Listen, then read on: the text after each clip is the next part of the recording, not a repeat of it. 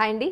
Eenadu దిల్సే with me అంజలిలో YouTube నెటిజన్లు అందరూ కూడా చాలామంది చాలా రోజులుగా అడుగుతున్నారు ఏంటంటే వీణావాణి ఇంటర్వ్యూ తీసుకోండి అని చెప్పని.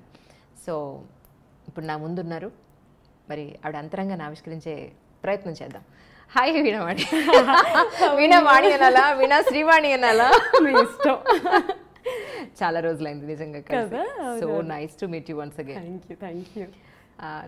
అంటే ఎన్నాళ్ళ నుంచో తెలిసిన ఒక ఫ్రెండ్ని తను ఇప్పుడు సెలబ్రిటీగా ఇంటర్వ్యూలా తీసుకోవాలి అని అంటే ఒకలాంటి ఎక్సైట్మెంట్ ఉంది తెలుసా నిజంగా. ఎగ్జాక్ట్లీ. నాకు కూడా ఏంటంటే 2008 నుంచి కలిసి వర్క్ చేశాం కదా, సో చాలా ఏళ్ళ నుంచి తెలిసిన ఒక ఫ్రెండ్ చాలా రోజుల తర్వాత కలిసే వరకల్లా ఫీల్.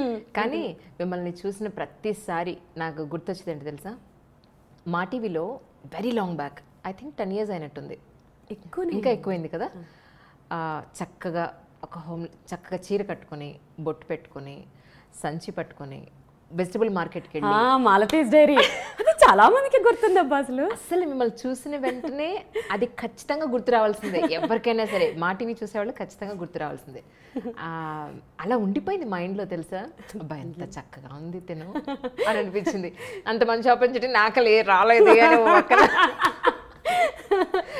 ఏంటి అసలు ఈ వీణావాణి గురించి తెలుసుకోవడానికి ముందు ఈ ఫస్ట్ కెరీర్ ఎలా స్టార్ట్ అయింది, అసలు ఎక్కడి వారు మీరు, ఏం చదువుకున్నారు? నాకు తెలుసు, వ్యూయర్స్ కోసం చెప్పండి. ఈస్ట్ గోదావరి నందంపూడిలో పుట్టాను నేను. 8th class వరకు కూడా అన్నిట్లో ఫస్టే, అసలు స్కూల్ ఫస్ట్, అసలు ఆటలు పాటలు అన్నిట్లో టాపర్. సడన్గా అప్పుడు 8th standardలో అనుకుంటా ఈటీవీ ఏవో స్టార్ట్ అయినట్లునే, 8thలోనూ 9thలోనూ. అప్పుడు సుమక్క, ఝాన్సీ గారు వీళ్ళందరూ అసలు ఇళ్ళల్లో ఆరాధ్య దైవాలు అందరికీ. వీళ్ళందరూ పొగుడుతుంటే ఆబ్వియస్లీ ఎలా ఉంటుందంటే, ఇప్పుడు మనం అన్నిట్లో టాప్ ఉంటే అందరూ మనల్ని మెచ్చుకోవాలి, అందరూ మన వైపే చూడాలనిపిస్తుంది కదా. మేబీ ఆ టెన్షన్ కోరుకున్నానేమో తెలీదు. అందరూ ఇంట్లో వాళ్ళందరూ ఆవిడ ఎంత బాగా చేస్తుందో, సండేస్ అందరూ వస్తుంది, అది వస్తుంది, నేను ఎందుకు యాంకర్ అవ్వకూడదు, సో నేను యాంకర్ అవ్వాలి. ఒకటే స్లోగన్ ఉండేది, రాబోయే కాలానికి కాబోయే యాంకర్ని. ఇదే మాట. సో అప్పుడు మా మామయ్య ఉంటారు, రైల్వేస్లో చేస్తారు, నాగేశ్వరరావు గారు. ఆయన నన్ను, వాళ్ళకి ఆడపిల్లలు లేరు ఆయనకి, నన్ను బాగా చిన్నప్పటి నుంచి ప్యాంపరింగ్ అనమాట. ఇది యాంకరింగ్ అంటుందని చెప్పి లోకల్ సిటీ కేబుల్లో MD మధు అంకుల్ ప్లస్ అక్కడ నటరాజన్ అని న్యూస్ ఇన్ఛార్జ్, సో వాళ్ళ దగ్గర తీసుకుపోయి ఎలాగైనా తెలీదు మా అమ్మాయిని యాంకర్ చేయాలి అని చెప్పి పెట్టారు. సో పాప ఈయన మాట కాదని లేక వాళ్ళు అక్కడ 2-3 ప్రోగ్రామ్ లోకల్ సిటీ కేబుల్లో ఏముంటాయి, అన్ని షోలు నేనే మొత్తం. స్కూల్ నుంచి వెళ్ళాలి, అక్కడ యాంకరింగ్ చేయాలి, పక్కనే మా సర్టిఫికేట్ కోర్సు అయ్యగారు సత్యప్రసాద్ గారి దగ్గర చేశాను, ఆయన ఇల్లు. సో మేకప్ ఏముంటుంది, జస్ట్ లిప్స్టికేగా తుడిచేసుకుని వెళ్ళిపోవాలి. మళ్ళీ ఆంటీ ఉండేది, తుడుచుకో మేకప్ తుడుచుకో, క్లాస్ స్టార్ట్ అయింది రా తొందరగానే. మా సార్ వాళ్ళ వైఫ్ రాజలక్ష్మి ఆంటీ, తుడుచుకో మేకప్ తుడుచుకో తొందర. క్లాస్ అటెండ్ అయ్యి అన్ని సైకిల్ మీదే. అసలు ఎంత ఇప్పుడు తలుచుకుంటూ అనిపిస్తుంది, అబ్బో ఎంత కష్టపడ్డాను, ఎంత లాంగ్ అయినా సైక్లింగ్ చేసుకుంటూ వెళ్ళి అలా స్టార్ట్ అయిన కెరీర్. ఆ యాంకరింగ్ అక్కడ ఉండే ఆ పునాదులు ఇక్కడ శాటిలైట్ ఛానల్స్లో చేయడానికి చాలా హెల్ప్ఫుల్ అయిపోయాయి.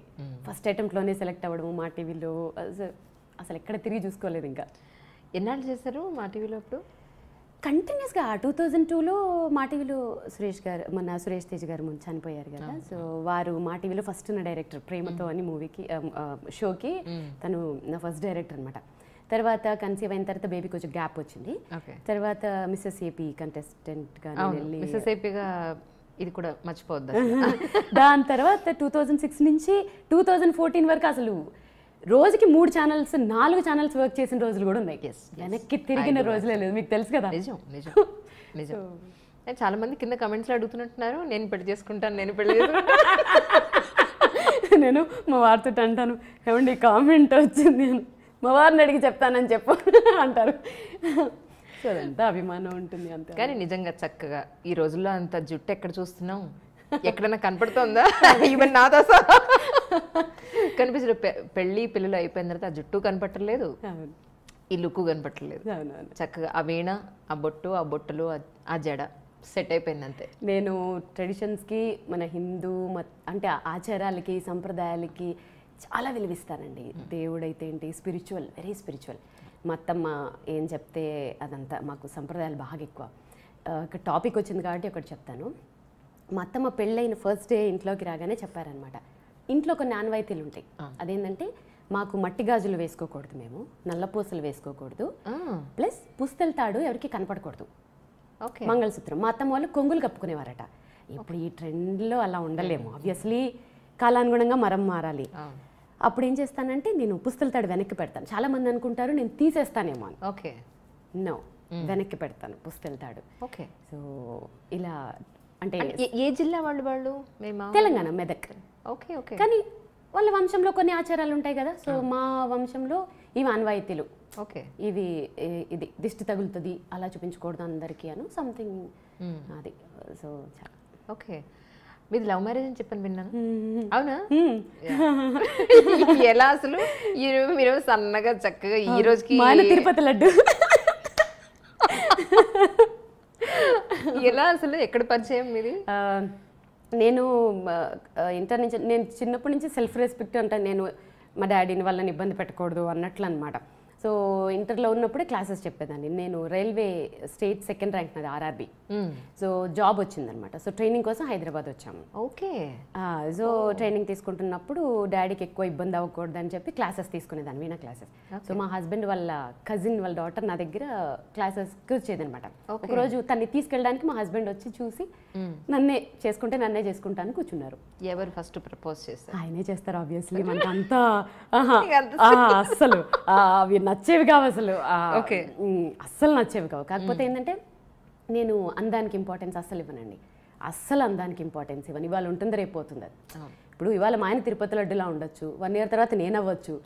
సో నేను ముద్దుగా పిలుచుకుంటాను తిరుపతి లడ్డు.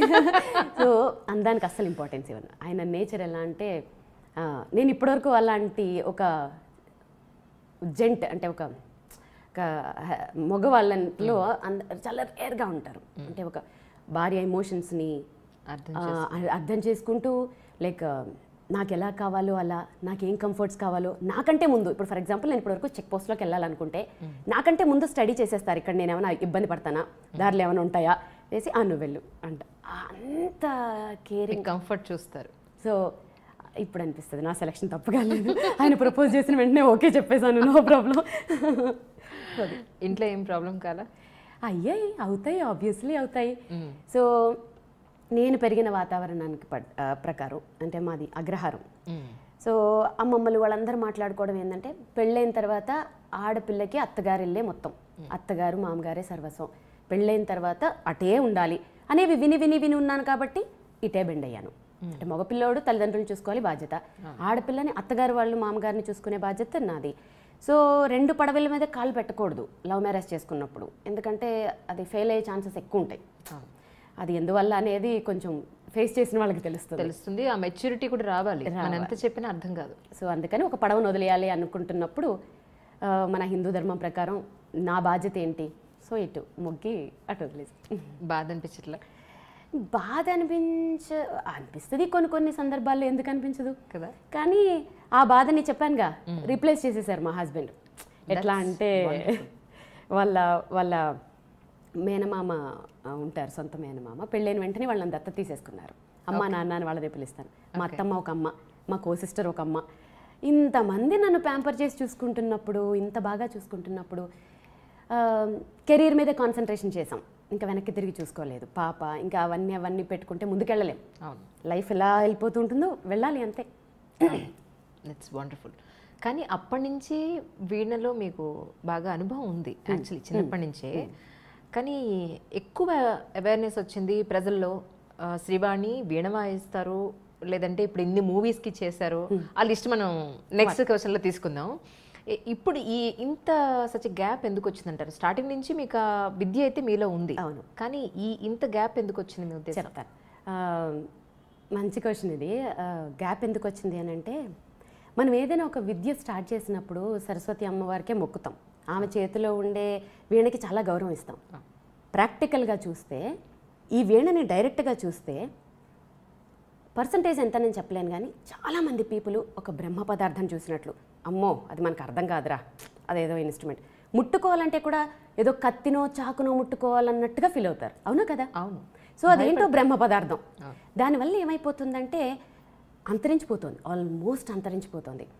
నేను ఒక 2008లోనేమో ఒక రియాలిటీ ఒక సెలబ్రేషన్స్ మనం ఇప్పుడు చూడండి వినాయక చవితికి అప్పుడు స్పెషల్ ఎపిసోడ్స్ పెట్టారు కదా, ఒక పెద్ద ఛానల్లో స్పెషల్ ఎపిసోడ్ పెట్టినప్పుడు అందరూ తల యాక్టివిటీ చేస్తున్నారు, నేనేం చేస్తాను వీణ వాయిస్తానని చెప్పాను.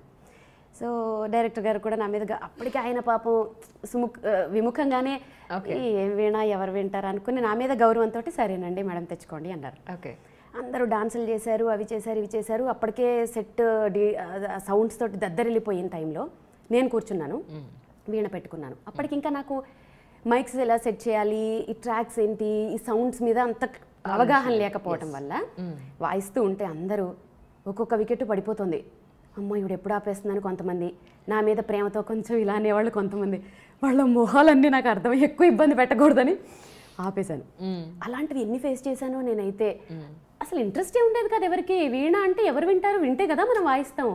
అందువల్ల నేనే ఏదో డిప్లొమాలు చేసుకోవడము, ఇంట్లో వాయించుకోవడము, మా ఆయన దగ్గర వాయించుకోవడము, ఏదో ఇంట్లో ఎవరైనా వస్తున్నప్పుడు వాయించుకోవడం, ఇంతే.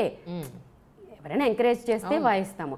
పిల్లలు కూడా మీరు నమ్మరు, ఒక 3 years బ్యాక్ కూడా ఎవరినన్నా పిలిచి వాయిస్తా ఉంటే చీ ఇది ముసలాళ్ళు వాయిస్తారు, నేను కీబోర్డ్ వాయిస్తాననేవాడు, ఒకడు గిటార్ వాయిస్తాననేవాడు. అయ్యయ్యో ఏంటిది అని. నో, మా హస్బెండ్ తోటి ఏందండి ఇది, ఇన్నేళ్ళు కష్టపడి ప్రాక్టీస్ చేశాను, ఇది ఇంతేనా అంటే అప్పుడు మా హస్బెండ్ చెప్పారు, వీణ అనేది నా దృష్టిలో కూడా బాబాయ్ చాలా కష్టమైనది, ఆ ఫీలింగ్ పోగొట్టే, అంటే సింప్లిఫై చెయ్యి.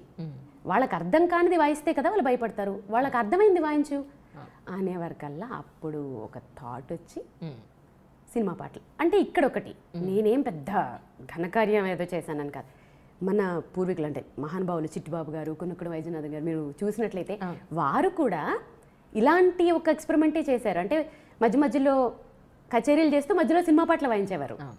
సో ఇంకా వారు చేసిన ఆ ప్రయత్నాల వల్లే కొన్ని ఇన్స్ట్రుమెంట్స్ ఇంకా ఇప్పుడు బతుకున్నాయని అనుకోవాలి. అప్పటికి ట్రెండ్కి తగ్గట్టు వాళ్ళు చేశారు, వాళ్ళని ఫాలో అవుతూ ఏదో చిన్నగా స్టూడెంట్ కాబట్టి ఇప్పుడు ట్రెండ్ని అట్రాక్ట్ చేయడానికి కొత్త కొత్త ఎక్స్పెరిమెంట్లు చేస్తూ నా వీణని నెక్స్ట్ జనరేషన్కి తగ్గట్టుగా మేకప్ చేసి మీరు ఇప్పుడు చూసినట్లయితే నా వీణలు చాలా స్టైలిష్గా ఉంటాయి. సో నెక్స్ట్ జనరేషన్ అట్రాక్ట్ చేయడానికి చేసిన ప్రయత్నాల్లో కొంచెం సక్సెస్ అయ్యాను, సోషల్ మీడియా పుణ్యమాని. ఓకే, సో అంటే వరల్డ్ రికార్డ్ కూడా వచ్చినట్టుంది కదా, అంటే ఏ పాయింట్లో వచ్చింది వ్యూవర్స్కి అర్థం అవడానికి అడుగుతా. నాకు మాబు షేక్ అని నాకు వీణలు తయారు చేస్తారు. ఆయన కూడా ఎట్లా అంటే నార్మల్గా వీణలు చేసేసామా మేళాలు చేసేసామా అనే టైప్ కాదు, ఆయన ఏదో సాధించాలి, సేమ్ నాకు తగ్గడా ఆయన కూడా. ఒకసారి ఒక చిన్న వీణ చేసి తీసుకొచ్చారు, అమ్మా ఇది షోకేస్లో పెట్టేది కాదు, నేను ఇది తయారు చేశాను మీరు వాయించవచ్చు అన్నారు. కానీ మీరు నమ్మరు, ఆ చిన్న వీణ మీద వాయించడం అనేది పెద్ద గొప్ప ఇంట్లో అనుకుంటారు జనాలు. ఎంత కష్టం అంటే సర్టెన్ వరకే మీకు వేలు వెళ్తుంది, తారాస్థాయికి వేలు వెళ్ళవు, అక్కడ పట్టవు వేళ్ళు, శృతులు చేయలేము. అలాంటిది దాని మీద western, classical, semi classical, Hindi, Telugu అలా కొన్ని ఐటమ్స్ మీద వీణ వాయించి నేను వరల్డ్ రికార్డ్ చేశాను దాన్ని. ఎన్నాళ్ళు ప్రాక్టీస్ చేశారు దాని మీద? అమ్మో దానికి బాగానే చేశాను.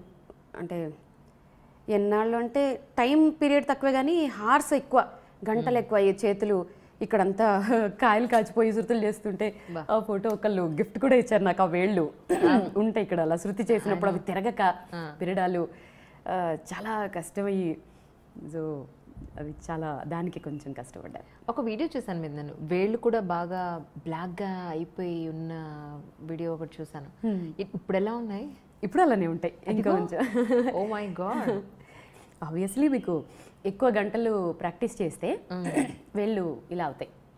ఓకే, మీ వారు ఏమనలేదా ఆ విషయంలో? ఈ విషయంలో పాపం ఆయన ఎక్కువగా అయిపోతే ఆయనకి ఏంటంటే ఒక్కొక్క పాయింట్ ఆఫ్ వ్యూలో చాలా ప్రౌడ్, నన్ను చూస్తే అసలు మురిసిపోతారు. సో బాగా పెయిన్గా ఫీల్ అయినప్పుడు ఎందుకులే మమ్మీ ఇప్పుడు వద్దులే రేపు వాయించుకుందులే అంటారు. ఆయనకు లోపల బాధ ఉంటుంది, ఆయన లోపల చెప్పలేరు బయటికి, రేపు వాయిద్దులే చాలే అంటారు. కానీ పాపం నేను విన్నానుగా, మొండి గట్టాలి కాబట్టి చెప్పడం మానేసారు ఈ మధ్య. సో మీరు చేసిన ఎక్స్పెరిమెంట్స్ అంటే ఏం చెప్తారు ఇప్పటి వరకు? ఎక్స్పెరిమెంట్స్ అనేవి నా దృష్టిలో ఎక్స్పెరిమెంట్స్ అని చెప్తాను, ఏమో మిగిలిన వాళ్ళు చేశారో లేదో అనేది నాకు తెలీదు. నేను చేశాను అనుకునేవి ఏంటంటే 2 వాయిసెస్ చేశాను. ఫస్ట్ ఫేస్బుక్లో పెట్టిన పోస్ట్ అది, అంటే 2015 వరకు నాకు వాట్సాప్ కూడా లేదు. ఓకే, అసలు ఫోన్ అనేది ఏంటంటే మా ఆయనకి ఫోన్ చేయడానికి, నెక్స్ట్ డే షూట్ వేరే ఛానల్ నుంచి డైరెక్టర్ ఫోన్ చేయడానికి, ఈ రెండింటికే వాడతారు అనేది నా పరిస్థితి కూడా అంతే. యూట్యూబ్ అంటే తెలియదని ఈ రోజు యూట్యూబ్ ఛానల్లో పనిచేస్తున్నా అనిపిస్తుంది నిజంగా లిటరల్లీ. సో 2015లో ఇది స్టార్ట్ చేసినప్పుడు ఒక ఎగ్జాంపుల్ చెప్తాను. మా మేనల్లోడు ఉంటాడు అనమాట. వాడికి నేను యాంకర్గా బాగా గొప్ప, మా అత్తయ్య అని అంటారు. యూఎస్లో ఉంటాడు. వాడు ఒకరోజు నేను ఇదే డిస్కషన్లో ఉండి ఇదే మూడ్ ఆఫ్లో ఉండే టైంలో, అంటే దేవుడు మనుషుల్ని పంపిస్తాడంటారు కదా, అట్లా ఒక వీడియో పంపించాడు. ఆమె ఎవరిదో అసలు, అంటే లెర్నర్ ఆమె, ఏం వయసుందో కూడా నాకు అర్థం కావట్లేదు. అత్తాయి నువ్వు అసలు ఈ సాంగ్ ఎలాగైనా ఇలాగ వాయించాలి అత్తాయి, అది చూడు అన్నాడు. ఏం పాట రాయిదన్నా, ఏదో ఏఆర్ రెహమాన్ పాట పంపించాడు. అసలు మీరు నమ్మరు, దానికి దీనికి పోలికలు లేవు. నాకు తెలుసు నేను అంతకంటే బాగా వాయించగలను కాబట్టి, వాడికి తెలియదు నేను ఎలా వీణ వాయిస్తాను. ఎగ్జాక్ట్లీ. సో ఏంట్రా ఇది అసలు నాలెడ్జ్ ఉన్న వాళ్ళకి లేని వాళ్ళకి అదే తేడా. లేదత్తా ఆమె ఎంత బాగా వాయించింది. సరే నువ్వు నన్ను డైరెక్ట్గా అడుగుంటే అయిపోయేది, ఆమెలాగా వాయించమనడం అనేది ఎందుకు హట్ అయిపోయినప్పుడు. వాడి ఐక్యూ లెవెల్ అంతే. సో వాడితో ఒక హాఫ్ అన్ అవర్ ఫైటింగ్ చేసేసి, సారీ అత్త నేను బాగా హట్ అయినట్టున్నావు, అది నన్ను ఎక్కువ ఫీల్ అవ్వకని చెప్పి ఫోన్ పెట్టేసి, శ్రావణ మాసం అనుకుంటా, మంచి పేరెంటానికి వెళ్ళొచ్చాను, మంచిగా రెడీ అయ్యా, వీడికి చూపించాలి నేను ఏంటో అని వాడి మీద కచ్చతోటి 2 వాయిసెస్, అదే దళపతి సాంగ్ ఉంటుంది కదా, సింగారాల పైరులో ఎస్పీ సార్ ఇంకా జయసుదాస్ సార్, దాన్ని 2 స్ట్రింగ్స్ మీద 2 వాయిసెస్ వచ్చేలాగా జస్ట్ సెల్ ఫోన్లోనే రికార్డ్ చేసి, అది పోస్ట్ చేయడం కూడా రాదు నాకు. మళ్ళీ ఇంట్లో ఎవరో పోస్ట్ చేశారు, ఫేస్బుక్లో పోస్ట్ చేసేసి ఇంట్లో పని చేసుకుంటున్నాను. మీరు నమ్మరు, 15 మినిట్స్లో ఏమో 3000 వ్యూస్. 2015లో 3000 వ్యూస్ అంటే ఒకసారి అర్థం చేసుకోండి. మా వాళ్ళు షాకు, హాఫ్ డేలో 3 lakhs వ్యూస్. సో ఓహో ఇదేదో బాగుంది. సో అప్పుడు అనిపించింది నాకు, ఓకే అంటే మనం రీచ్ అవ్వడానికి ఇది ఒక, నా వీణని ప్రమోట్ చేయడానికి, నెక్స్ట్ జనరేషన్కి ఇవ్వడానికి ఇదేదో బాగుంది అని చెప్పి చంద్రముఖి సాంగ్ పెట్టాను. ఆ తర్వాత ఎవరో ఛాలెంజ్ చేశారు నాతో, ఏంటి మీరు ఎప్పుడు క్లాసికల్సే వాయిస్తారా వీణ మీద, మీరు ఇలాంటి ఫాస్ట్ బీట్లు తీన్మార్లు వాయించలేరా, ఎప్పుడు ఇవేనా అని. మళ్ళీ ఛాలెంజ్, ఎందుకు వాయించలేము, వాయిస్తామని చెప్పి పెద్ద పులి సాంగ్. అయ్యో అది వైరల్ అంటే వైరల్. ఒకళ్ళు అంటే ఒక 5% పీపుల్ అపోజ్ చేసినా పట్టించుకోను, ఎందుకంటే ఒక గోల్ మీద ముందుకెళ్తున్నప్పుడు ముళ్ళు ఉంటాయి, పువ్వులు ఉంటాయి, అన్నీ ఉంటాయి. వాళ్ళు మేబీ నా ఇంటెన్షన్ వాళ్ళకి అర్థమయ్యి ఉండకపోవచ్చు ఏంటి అనేది. సో అదేం పట్టించుకోలేదు నేను. ఇప్పుడు ఏంటి పరిస్థితి అంటే, మ్యాక్స్ నా ఇంటెన్షన్ అర్థమైన ప్రతి ఒక్కళ్ళు, సీనియర్ సిటిజన్ ఇంక్లూడింగ్, వాళ్ళు ఎక్కువ తెలుసా ఎంత బ్లెస్ చేస్తారంటే, ఏ సాంగ్ వాయించినా నెక్స్ట్ జనరేషన్ని అట్రాక్ట్ చేయాలి అని అంటే మా హస్బెండ్ చెప్తారు, కాలంతో పాటు ముందుకెళ్ళాలి, లేదంటే వెనకబడిపోతాం. సో అలా వాళ్ళని అట్రాక్ట్ చేయాలి అని అంటే వాయించాలి, వాళ్ళ పాటలే వాయించాలి. సో అలా ఇప్పుడేమనిపిస్తుంది, స్టార్టింగ్ డేస్ అప్పుడు ఎవరు వినని స్టేజ్ నుంచి ఈరోజు lakhs of views కానీ, వ్యూవర్షిప్ కానీ, లేకపోతే మీ ఫ్యాన్స్ ఫాలోయింగ్ కానీ, మీరు ఇలా పెట్టగానే అలా వ్యూస్ పెరిగిపోయి ఈ స్టేజ్ చూస్తే ఏమనిపిస్తూ ఉంటుంది? అసలు నిజంగా ఇది నమ్మట్లేదు నేను, ఏదో డ్రీమ్ లాగే ఉంది. కానీ సోషల్ మీడియా ఎంత ప్లస్ చేసింది మీరు నమ్మరు. వీణ అనేది south Indian instrument, okay. North వాళ్ళకి వీణ అంటే తెలియదు అసలు, యాక్చువల్గా చెప్పాలంటే. విద్వాంసులు ఒకళ్ళిద్దరు తెలిసిన. ఇప్పుడు నాకు ఎక్కువ షోస్ నార్త్లోనే ఉంటాయి. అంటే నార్త్ వాళ్ళు పిలిచి నా చేత షోస్ చేయించుకుంటారు. బెంగాలీ, పాకిస్తాన్, బంగ్లాదేశ్, ఎక్కడెక్కడి నుంచో మెసేజ్లు, ఎక్కడెక్కడి నుంచో ఫాలోవర్సు. ఒక రకంగా చాలా హ్యాపీగా, అంటే ఇంత తక్కువ స్పాన్, అంటే ఒక 3 yearsలో ఇంత కవర్ చేశాం కదా చాలు. నా వీణ ఇంత పాపులర్ అయింది. వీణ అంటే తెలుస్తుంది ఇప్పుడు అందరికీ, పాత ఇన్స్ట్రుమెంట్ లాగా ఎవరు చూడట్లేదు, ట్రెండీ అయింది. చాలామంది ఇప్పుడు మబు షేక్ అని చెప్పాను చూడండి, ఆయన 4 years బ్యాక్ పాపం తన ఫైనాన్షియల్ స్టాండర్డ్స్ చాలా తక్కువ, ఇప్పుడు ఆయన కారు కొనడానికి రెడీ అయ్యారు. చాలా అది నేను కూడా అచీవ్మెంట్ లాగా ఫీల్ అవుతాను. బికాస్ ఎంతమందో వీణలు కొనుక్కుంటున్నారు, నేర్చుకుంటున్నారు.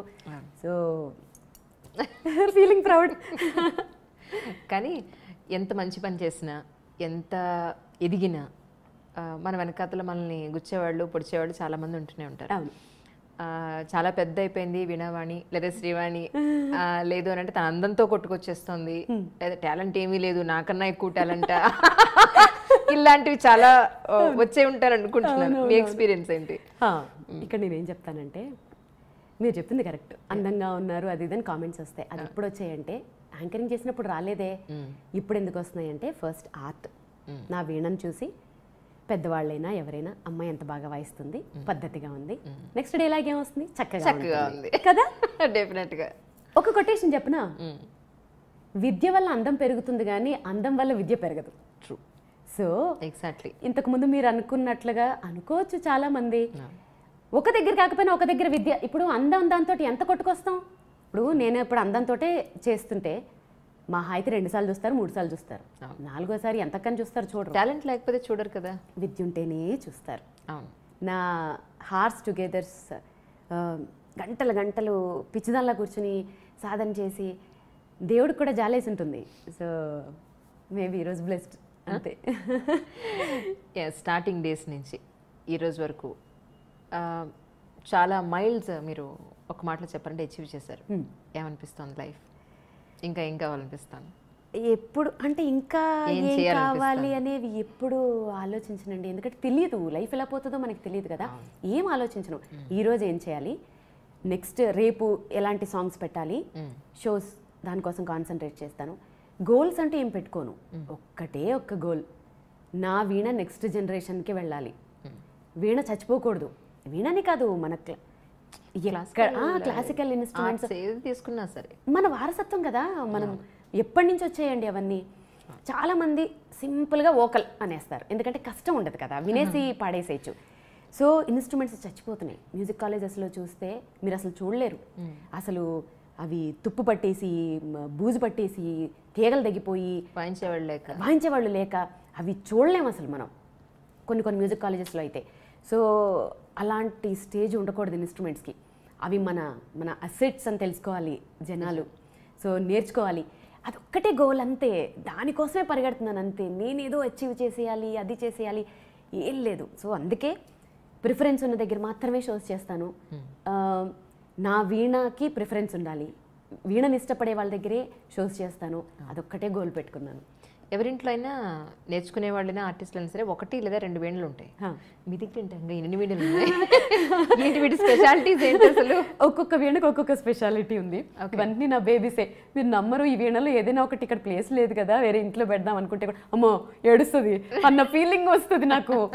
ఒకటి నా పాప కోసం కొన్నవి, 2 మిగిలినవన్నీ అప్డేటెడ్ వర్షన్స్ సౌండ్స్ కోసం. నేను సౌండ్కి బాగా ఇంపార్టెన్స్ ఇస్తాను. కొంచెం సౌండ్కి, క్వాలిటీకి చాలా ఇంపార్టెన్స్ ఇస్తాను. సో ఇవన్నీ ఇప్పుడు నాకు స్టేజ్ షోస్కి పనికిరావు. అంటే మనం బేసిక్ వీణాలు ఇవన్నీ. ఓకే. సో చెప్పానుగా, నెక్స్ట్ జనరేషన్ కోసం నేను ఒక స్టైలిష్ వీణలు, నా స్టైలిష్ వీణలతోటి ఇప్పుడు మాత్రమే చేస్తున్నాను. బట్ ఇవన్నీ కూడా ఉంటాయి. ఇది నా 2nd క్లాస్లో వీణ. ఓకే. అది నా ఫ్రెండ్. వీటిని అప్డేట్ చేయడానికి ఏం ఉండదు. పికప్ పెట్టుకుని వాయించవచ్చు. అవి నేను రికార్డింగ్స్కి వాయిస్తాను. మూవీస్లో వాయించేటప్పుడు ఈ వీణలే మాత్రమే యూజ్ చేస్తాను. ఈ టోనే బాగుంటుంది. ఓకే. స్టేజ్ షోస్కి నా స్పెషల్ వీణలు, మధుర వీణలు వాడతాను. ఓకే. సో అట్లా. ఇప్పటివరకు ఎన్ని మూవీస్కి మీరు వర్క్ చేశారు? పెద్దగా పెద్ద ఒక చాలా నెంబర్స్ చేయలేదు. కిరవాణి గారికి పెద్ద సినిమాలకి, కిరవాణి గారికి అంటే ఓం నమో వెంకటేశాయ, మహాన్ భావుడు, తమన్ గారికి ఇంకేవో కూడా చేశాను. అంటే వాయించేసి వచ్చేస్తాం కదా, సో ఎక్కడెక్కడ యూజ్ చేస్తారనేది తెలీదు. సాయి కార్తిక్ గారికి, ఆర్పి పట్నాయక్ గారికి. కాకపోతే ఏంటంటే ఇప్పుడు ఎక్కువ చేయట్లేదండి, ఎందుకంటే మోర్ టైం అంతా నేను షోస్కే, ఎందుకంటే నాకు షోస్కి ఇంపార్టెన్స్ ఇస్తున్నాను. షోస్ కూడా చాలా ఉన్నాయి. అలానే కదా 6 నెలల నుంచి పోస్ట్పోన్ చేశారు. You are so busy. 6 నెలల నుంచి అడుగుతుంటే ఎప్పటికీ దయ తెలిసింది, అమ్మాయి మెసేజ్ వచ్చింది ఈరోజు అనుకున్నాను. ఎన్నిసార్లు అడిగాను. అవునా కాదా? అవును, రామోజీరావు గారి మనవరాలకి వెళ్ళి మీరు అక్కడ షో ఇచ్చారని చెప్పి విన్నాను. రామోజీరావు గారి మనవరాలు నా వీణంటే ఇష్టం అంట. కాళేశ్వరరావు గారు ఫోన్ చేశారనమాట. బాపినేడి గారిని ఇలా అడిగిందంట మా అమ్మాయి. బాపినేడి గారు అసలు నన్ను గుర్తుపట్టలేదంట మన యాంకర్ అంటే. కాళేశ్వరరావు గారు చెప్పారంట మన యాంకరే కదండి, జీవన జ్యోతికి చేశారంట. ఓ అమ్మాయినా అని బాపినేడి గారు షాక్ అయ్యారంట. సో అయ్యో తప్పకుండా వాయిస్తానండి. ఈటీవీ అంటే నాకు ఎందుకో నా ఫ్యామిలీ లైక్ చాలా, వాళ్ళు నాకు అలాగే మర్యాద ఇచ్చారు అన్నేళ్ళు. ఎంత రెస్పెక్ట్ అంటే అసలు తెలుసుగా మనకి. సమస్య లేదు అసలు. బాపినేడి గారు దగ్గర నేను ఆయనతో నాకు పరిచయం ఒకటంటే ఫిలిం సిటీలో నేను వర్క్ చేశాను ఒక 3.5 years. సితారా హోటల్ ఉంది కదా, అవునవును, సితారా హోటల్లో యాజ్ అ హెల్త్ క్లబ్ ఇన్ఛార్జ్గా వర్క్ చేశాను 3.5 years. అంటే స్పోర్ట్స్ మెన్స్ కోటాలో నాకు అప్పుడు వచ్చిందనమాట. డిగ్రీ చదువుతూ అక్కడ జాబ్ చేశాను ఆయన దగ్గర. అప్పుడు రామోజీరావు గారు ఆ హెల్త్ క్లబ్ కన్స్ట్రక్షన్ అప్పుడు వీళ్ళందరూ వచ్చి చూసి పెడుతూ ఉండేవారు. So I was the incharge for that actually. చాలా మంది హీరోలు హీరోయిన్లకి ఫిజికల్ ట్రైనింగ్ ఇస్తూ ఉండేవాళ్ళం. అలా పరిచయం. They are such a very nice people actually. ఎలా నడిచింది మీకు, ఎలా అనిపించింది నడుస్తుంటే? రామోజీరావు గారు వాళ్ళ మనవరాల పెళ్లిలో వాళ్ళంతా ప్రయారిటీ ఇచ్చి వాళ్ళ వెడ్డింగ్ కార్డ్ లో కూడా సెట్ వేసి అంత ప్రిఫరెన్స్ ఇచ్చి కిరణ్ గారు వచ్చి అసలు వారు అప్రిషియేట్ చేస్తుంటే నాకైతే అసలు ఎంత బాగా అప్రిషియేట్ చేశారో అసలు బాగా అనిపించింది. అసలు ఒక మంచి స్వీట్ మెమరీ అది. నిజం. ఏం వాయించారు వాళ్ళ పెళ్ళిలో? 1.5 hour కచేరీ అది మొత్తం షో. 1.5 hour షో చేశాను. అన్నీ వాయిస్తాను. నా షోలో ఎలా ఉంటుందంటే classical, semi classical, western, Hindi, Telugu, Tamil అయితే తమిళ్ ఇప్పుడు తమిళనాడులో వాయించినప్పుడు తమిళ్ సాంగ్స్ అన్నీ అంటే అన్ని షోకి వచ్చిన అన్ని ఏజ్ పీపుల్కి తగ్గట్టుగా అన్నీ వాయిస్తాను అనమాట. ఒక స్పెషల్గా డిజైన్ చేసుకుంటాను నా షోని. ఓకే.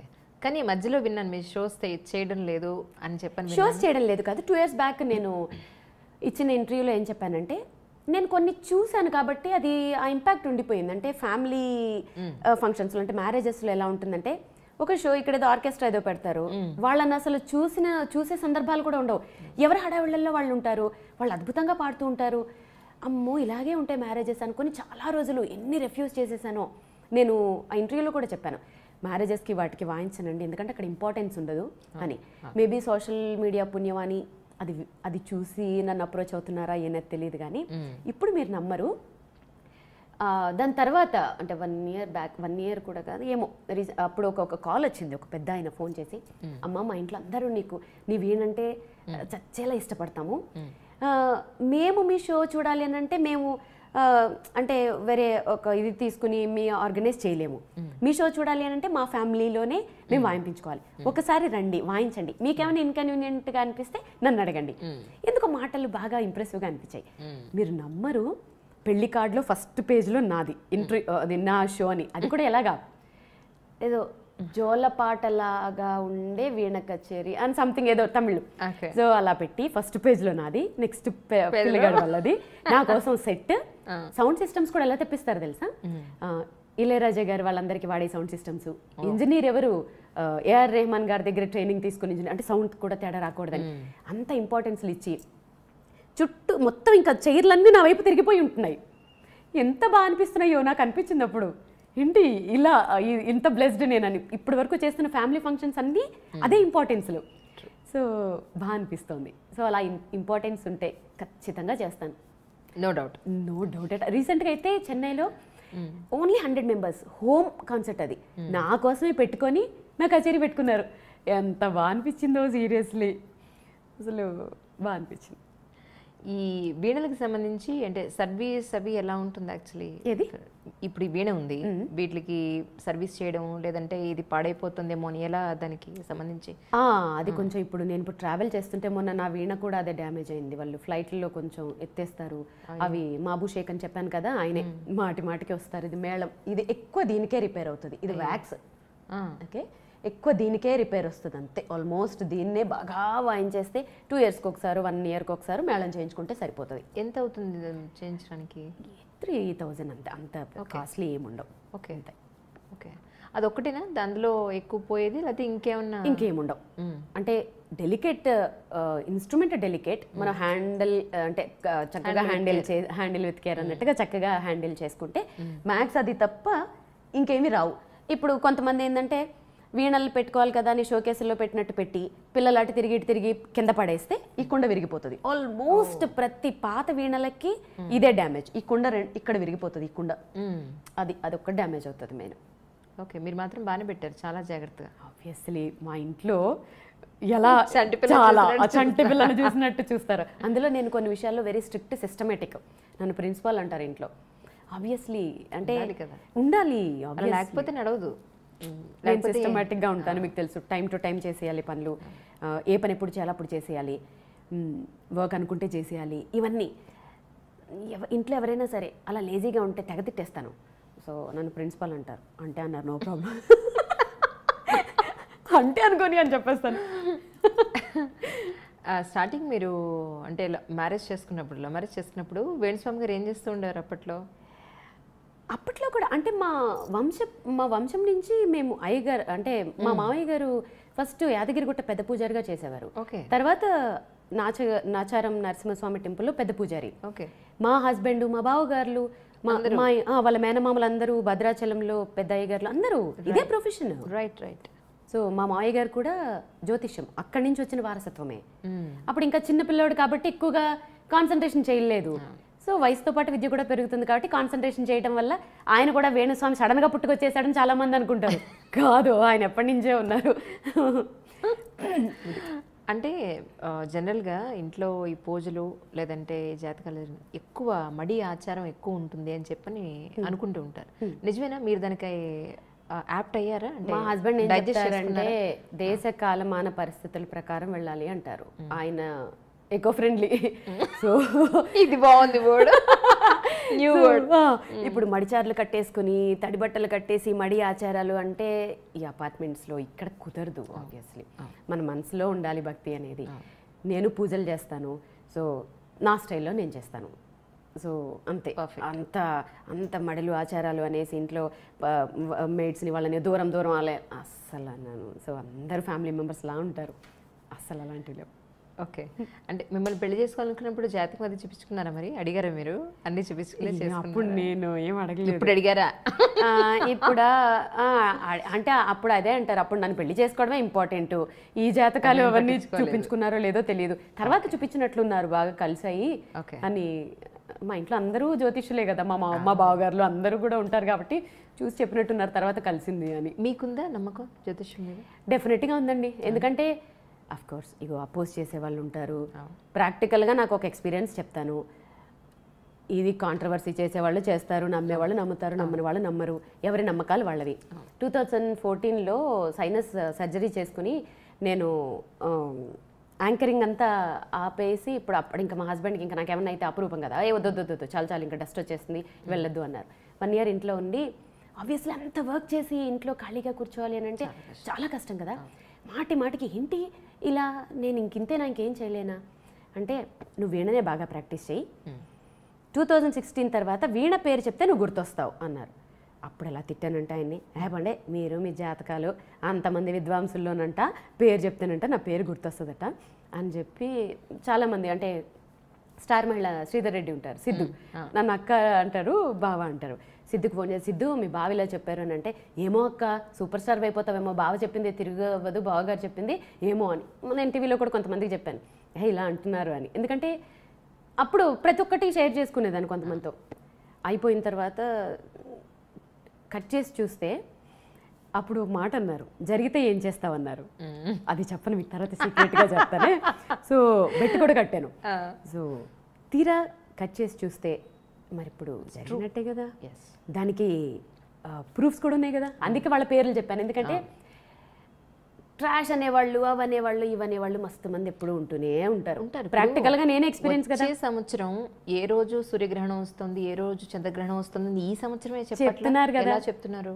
అది జరుగుతుంది కదా సైంటిఫిక్ గా. అది ఆ డేట్ ని గెస్ చేయగలిగిన మన సంప్రదాయం సైన్స్ కి సమానంగా కాదని ఎలా అనుకుంటాం? గ్రహాలు ఉన్నాయి, గ్రహాలు స్థితిగతులు మారుతున్నాయి. అది కూడా ఫస్ట్ మన వాళ్ళే, సైన్స్ చెప్పలే. అదే అంటున్నాను. సో ఏంటంటే 1-2 ఫెయిల్ అవ్వచ్చు, అది వాళ్ళ అదృష్టం అనుకోవచ్చు, ఏదైనా అనుకోవచ్చు. అందుకనే నేనైతే మన శాస్త్రాల్ని నమ్ముతాను, మన విశ్వాసాల్ని నమ్ముతాను, మన సంప్రదాయాల్ని నమ్ముతాను, మన హిందూ మతాన్ని నమ్ముతాను.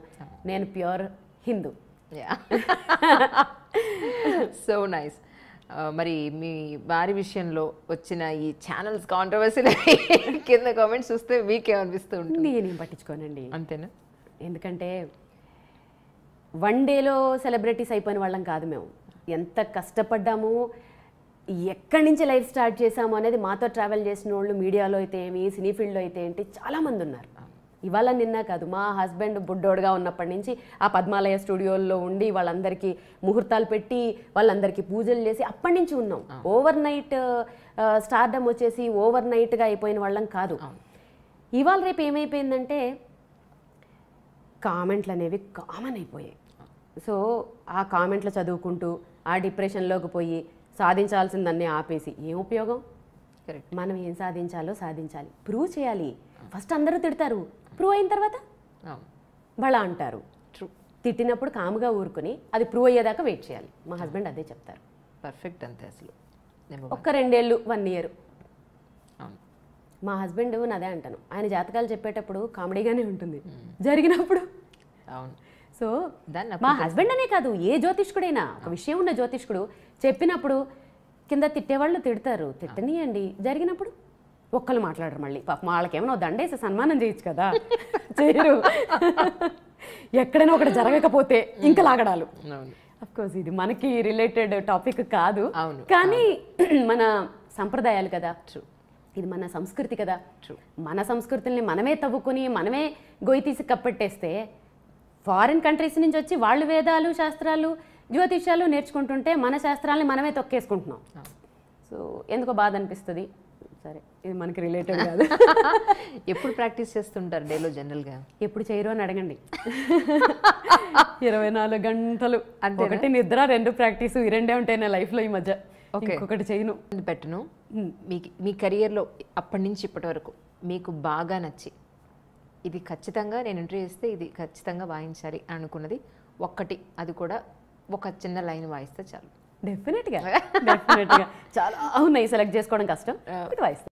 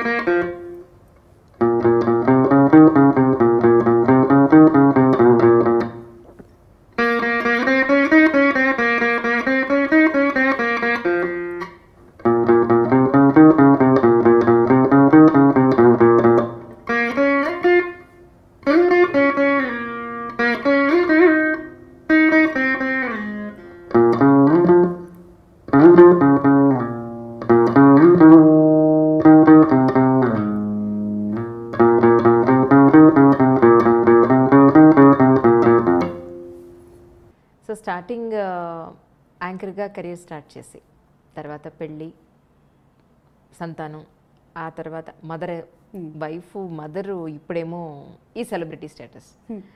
ఏమనిపిస్తుంది లైఫ్ ఇంత చూసిన తర్వాత? అమ్మ బాబాయ్ మీరు నమ్మరు, వెనక్కి తిరిగి చూసుకుంటే బాబోయ్ ఇప్పుడు హాఫ్ ఏజ్లో ఉన్నాం, ఇంకో ఇంత ఏజ్ బతకాలా, అమ్మో మళ్ళీ ఇంత ఏజా అంటే వెనక్కి తిరిగి చూసుకుంటే ఇన్ని చేసేసామా మనము, బా ఒకసారి భయం వేస్తూ ఉంటుంది. ఎన్ని స్ట్రగుల్స్ ఫేస్ చేసాము, ఎంత హార్డ్ వర్క్ చేసి, అసలు పాపని ఒక్కొక్కసారి చూసుకునే వాళ్ళు లేక, మన మంచితనం అనుకోవచ్చు, దేవుడు బ్లెస్సింగ్స్ అనుకోవచ్చు. నేబర్స్, నేను రావడం లేట్ అయితే నైబర్స్ ఫ్రెండ్స్ ఉంటారు కదా, వాళ్ళే తినిపించేసి వాళ్ళే పడుకోబెట్టేసి అసలు ఇంత చేసి, కానీ అప్పుడు కానీ చేశారు, కానీ ఇప్పుడు ఎవరు చేస్తారు అసలు? ఇప్పుడు అసలు కష్టం, అసలు చాలా కష్టం. అసలు అప్పుడు మనం చేసిన టైంలో అంత హార్డ్ వర్క్, సుమక్క వాళ్ళ టైమే హార్డ్ వర్క్. అవును, ఇది మనది ఇంకా ఇంకా అసలు అసలు అది లేదు. అవును, అప్పుడు ప్రాంప్టర్లో కరెక్ట్ ప్రాంప్టర్లు లేకుండా ఉంటే మిస్టేక్స్ ఉండిపోయి లేదా కరెంటు పోయి కరెక్ట్ అసలు ఒక లైన్ పాడు పచ్చిపద్దలు ఆ వంటల ప్రోగ్రాంలు అయితే ఎర్రటి ఎండ, ఆ ఓమ్నిల్లో వెళ్ళి ఆ ముందు స్టవ్, పైనుంచి ఈ వేడి ఈ వేడి ఆ వేడి, అమ్మో. మొన్న ఎవరో పెడుతున్నారు, మనం చేసిన షో అందరూ చూస్తారన్న గ్యారంటీ లేదు కదా. ఏమంటే మీరు ఈ టీవీలో చేశారని అన్నారు కదా, ఏ షోలో చేస్తారు మీరు? నన్ను కూడా చాలా మంది అడుగుతారు, మీరు యాంకరా ఏ షోలకి చేశారు? అమ్మో వందల ఎపిసోడ్లు కష్టపడ్డాం బాబోయ్. నేను అదే అన్నా, ఏమండి ఇగో ఇవి ఇవి ఇవి ఇవి చెక్ లేదు లేదు లేదు, మన మైనస్ ఏంటంటే మనం చాలా చేసిన ఎపిసోడ్స్ యూట్యూబ్లో పెట్టే ఇది లేక చాలా మటుకి లేవు. ఇప్పుడు ప్రతిదీ యూట్యూబ్ వచ్చేసింది. అప్పుడు వందల ఎపిసోడ్లు పోయాయి. నేను సాక్షి టీవీలో చేసిన ఏ ఎపిసోడ్ యూట్యూబ్ లో లేదు. టీవీ 9 లో వచ్చిన స్టార్టింగ్ బులెటిన్స్ కూడా లేవు. దాని వల్ల ఏంటంటే మనం చేసినవి మన కష్టం ఇప్పుడు వేస్ట్ అయిపోయింది. 1 year లో చేసినవన్నీ యూట్యూబ్ లో టక్కున వస్తుంటే జనాలు గుర్తుపడుతున్నారు ఇప్పుడు. Correct correct. That's fantastic really. So మరి పాప వాయిస్తుందా, దానికి ఇంట్రెస్ట్ ఉందా? కొంచెం వాయిస్తుంది. నేను ఫోర్స్ చేయను. ఒక్కొక్కసారి అనిపిస్తుంది ఫోర్స్ చేయకపోతే ఎలాగా, చిన్నప్పుడు మా అమ్మ నా తోలు తీసేసేది కదా.